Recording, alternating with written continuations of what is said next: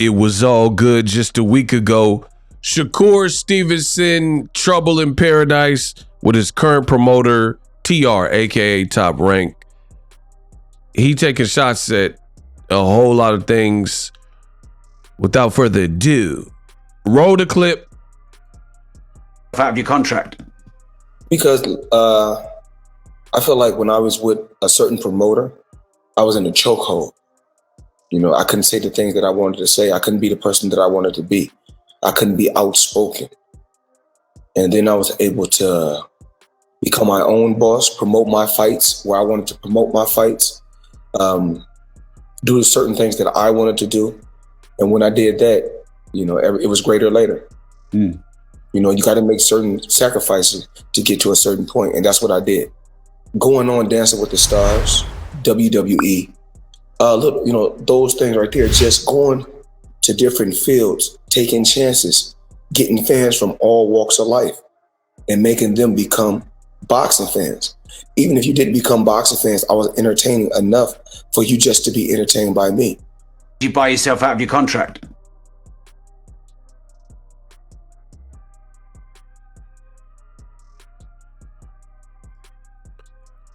Hard work, dedication, easy work. I ain't got to worry about it.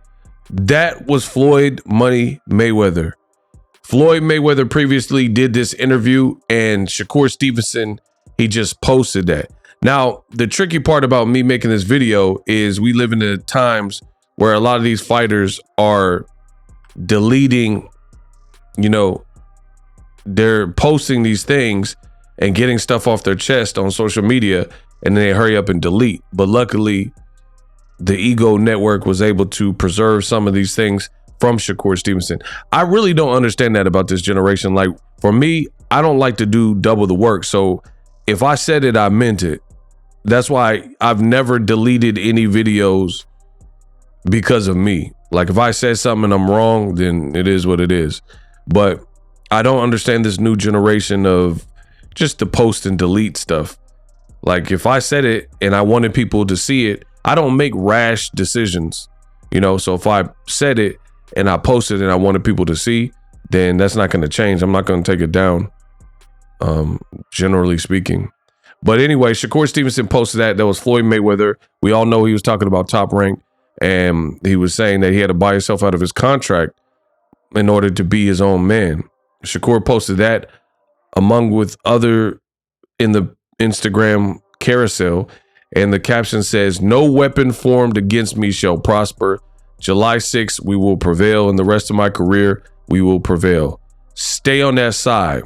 I don't want none of you fake MFers jumping on the ship. I am one of the greatest, and y'all don't even, I want to say, listen." So Shakur Stevenson, he's responding to a couple different things here.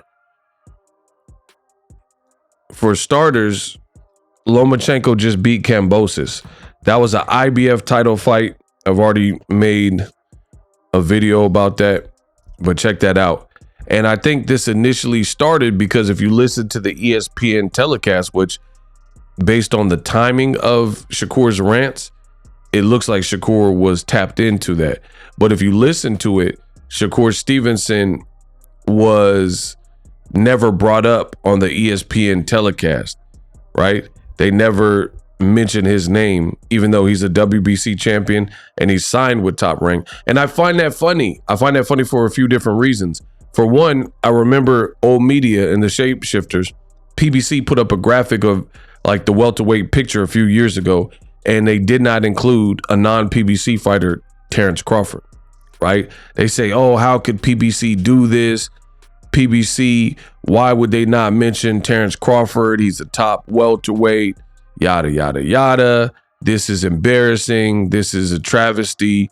And fans were mad because Premier Boxing Champs, aka PBC, did not include the then top ranked fighter, who's a great fighter, and Terrence Crawford. And they made a big deal. But fast forward to the future, those same people, I did not see them complain that Top Rank did not even bother to mention a top ranked fighter in Shakur Stevenson on the broadcast. And it really pertained and it's relevant, right? So how are you mad that Terrence Crawford's name wasn't mentioned? His name wasn't mentioned on a PBC broadcast. They don't owe anything to Crawford. They don't have to put up his graphic. They're not working with them. But then you have Top Rank and you have Shakur Stevenson, who is signed with Top Rank, and there's no mention of him. And it relates because he's a champion in the division. And that's why I think Shakur went on this tirade where he's like saying various things, which we'll get into.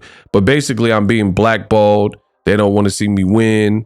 They don't want to feed Lomachenko to me, et cetera, et cetera. Stay tuned to the end of the video. I'll try to break down a lot of what was said throughout the course of this video.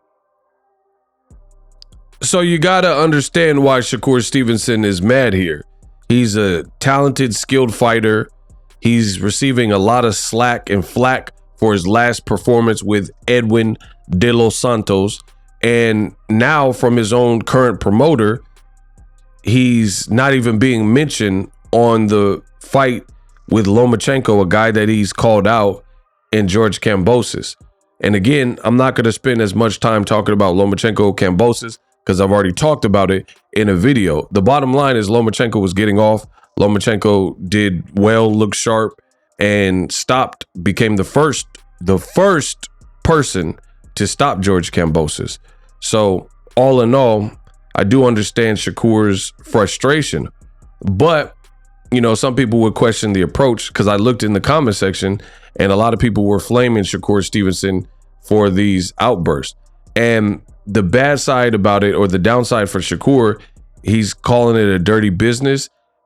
I mean, you chose Top Rank, you know, fresh out the Olympics. We know there was an interest there for other people who wanted to sign you, including Floyd Mayweather, right? He even went to the Rio Olympics where Shakur competed and wanted to sign you. You chose that situation. So you're still in contract. I understand that your next fight is your last fight on your contract. So we will see what Shakur Stevenson decides to do from here on out. You know, we have to see what he plans on doing. However, I'm real big on my channel. I'm big on accountability. A lot of people don't want to hold others accountable, and they're a party to these decisions. Like Shakur chose Top Rank. So if you're now saying that, oh, they're blackballing me, or they don't take care of black fighters, and posting clips of Floyd saying he bought himself out of his contract, I kind of feel like, why didn't you do that? If you're now referencing on your last fight of your deal, and you know Top Rank, you believe they work like this, why didn't you buy yourself out of your contract? Why did you sign to them? So we have to include Shakur Stevenson in the conversation. It can't just be Top Rank. Top Rank's a business. They're going to work how they want to work.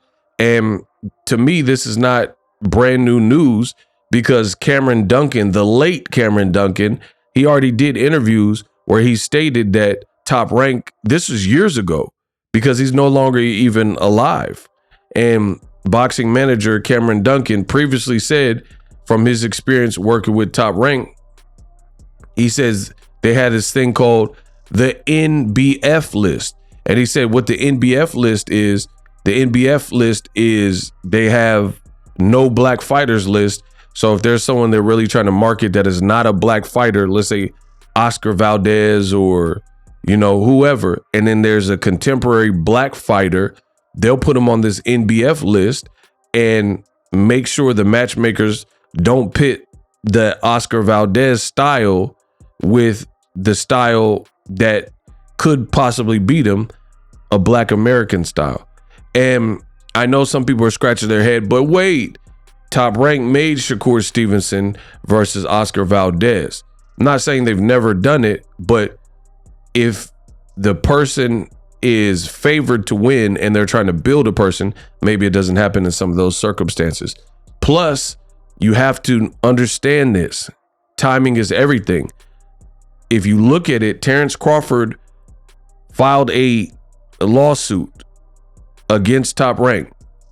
I don't know if he dropped it because I haven't really heard anything about it. But at the time, he dropped a lawsuit and a complaint against his former promoter, and Terrence Crawford alleges that Top Rank was basically treating black fighters differently, and they weren't going out of their way to promote and roll out the red carpet for black fighters versus Lomachenkos and Furies and these other non-black fighters, Teofimo or whoever. Terrence Crawford says during his tenure, there was differential treatment for black fighters. And that's really, this racial bias is really the main cause of his complaint, right? That's the main cause of his complaint. And again, I don't know what's up with the lawsuit. I think Crawford needed to refile. I don't know if he's done that, so it might be dropped. But initially, we're just going on the timeline now. Chronologically, that happened, and then very short time after, Shakur made the Oscar Valdez fight was made. Keep in mind, Shakur and Oscar Valdez were in the same division previously, featherweight. Top Rank never made that fight. So I do find the timing to be something that's very coincidental when Crawford is shining this light saying Top Rank is moving this certain way and treating black fighters a certain way. Shakur had been calling out Oscar Valdez, a guy he would later beat when they actually fought, and he beat him easily. And right when Crawford brings the flashlight and the magnifying glass with the lawsuit alleging this racial bias, that's when shortly thereafter Top Rank decided to make the fight with Oscar Valdez and Shakur Stevenson. So is that a coincidence, or was it like, hey, the heat's on us, we got to do right because people are believing Crawford's claim? You know, you let me know in the comment section. But Cameron Duncan came out with the NBF list, and it is what it is. And he said this is something, and I never really heard it refuted. Some people just ignored it and didn't talk about it. So I understand Shakur Stevenson. It's a tricky subject. He has one more fight. I'll also be curious what his next move is, because if you're doing all this protesting and posting deletes and tweets and saying I've been blackballed and everyone's out to get me and stuff, and then you re-sign to him, it's kind of like Crawford. Crawford later filled out the form and did a lawsuit, but he also, there was a point before the Benavidez fight, Jose Benavidez fight, where he re-signed. So that's kind of on you. If you choose to re-sign, then it is what it is. Top Rank, they move and make the matches as they see fit. If you're under their umbrella, you got to deal with it. So this is a multi-layered situation. I understand how Shakur would definitely be mad because Navarrete, he's moving up in weight, and his last fight pretty much beat a guy Shakur already beat, Robinson Conceição, that Oscar Valdez struggled with. And you have a guy like Navarrete who didn't even convincingly beat Robinson Conceição, which Shakur Stevenson did. Shakur beat Valdez before Navarrete. He beat Robinson Conceição before Navarrete. He's talented, but he's not getting the looks. Navarrete's moving up to a weight class Shakur is already in lightweight, and he's getting the fight and the option on a belt instead of a unification for Shakur Stevenson. Now, I will say, playing devil's advocate and giving you guys everything and both sides, the other thing is Shakur, there's some criticism there for him too. You're only as good as your last performance in the world of boxing. So with that being said, Shakur did not impress. Literally, he didn't impress. I mean, just look in the comment sections in his fight with Edwin De Los Santos. Southpaw puncher. He talked all this stuff about, ooh, I can't wait, I'm gonna knock you out. Wompty. And post-fight, everyone gave him criticism, or most people gave him criticism for the Edwin De Los Santos performance. And he's talking about my hand hurt, I got the bubble guts, and yada, yada, yada. Fans ultimately don't care. We're expecting the fighters, rain, sleet, hail, snow, to show up and perform. And that's what you got to do as a champion. Point blank, period. So his performance left more to be desired if we will. And with that being said, that could be like reasonably, and I'm not playing sides, I'm giving you both sides of it. Top Rank could be looking at this and like, we can't make no money with that type of style to that degree. Some fights are good and some aren't. Like, I know some people want to play, you know, the black angle in situations where it doesn't permit. I always call out true racism and double standards and biases on my channel. You guys have known me for that for years. But there are some times where people play these different cards and it doesn't necessarily apply. Like, for example, I watch Robert Easter Jr. and Rancis Bartholomew. That's a black fighter fighting a Cuban fighter. I personally like the black American style, if we're going to call it that. I like past Robert Easter fights. I like the Cuban style. But that fight, that specific fight, no bueno. It wasn't good. And some people would be like, oh, you're hating. Or if somebody complains about that specific fight, then some people say, oh, you're racist and stuff like that. No, that was just a bad fight. So I think we have to really pay attention to what's being said. And the same goes with Shakur and Nakathila, Shakur and Edwin De Los Santos. It's hard to suggest that those were great fights and this is just pure hate based on Shakur's race or Shakur being black.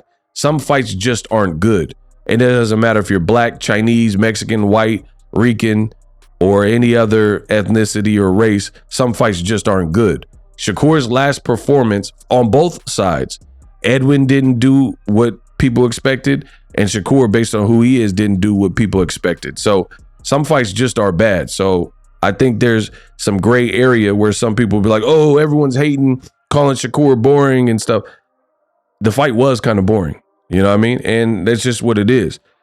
But that's, if you start saying black fighters are boring, now that's different. Now we get into the racisms and the profiling and stuff, because I can name a ton of black fighters that definitely aren't boring to watch and got skill. Crawford, Terrence Crawford is never in boring fights. Gervonta Davis, never in boring fights. Deontay Wilder, never really in boring fights.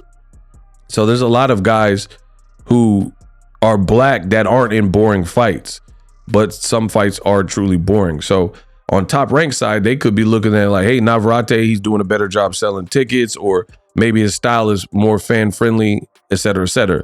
Needless to say, this is who Shakur signed to. His next move is going to be all eyes on Shakur to see what he decides for, and also how the Artem Harutyunyan fight plays out. Tricky Olympian, and if he's beefing with his promoter right before that, that could be like some Pacquiao Jeff Horn type of stuff that could come back to bite you if because there's no guarantee in the Shakur fight that he's stopping the person. So if it's close and you're beefing with your promoter, things like that, Top Rank might try to send you out with the loss. And then don't be surprised if the scorecards are super close or it's a draw or something that could potentially hurt Shakur Stevenson's stock if it is, in fact, a close fight. So this is definitely a slippery slope for Shakur Stevenson that he's going down. I'm not saying he's right or wrong. I'm just telling you there's some inherent danger. You got one fight with this company and you're speaking out before you've completed that fight. That could get dangerous real quick. I'll probably talk about it some more on my channel because I am the best in the business and it's not even close.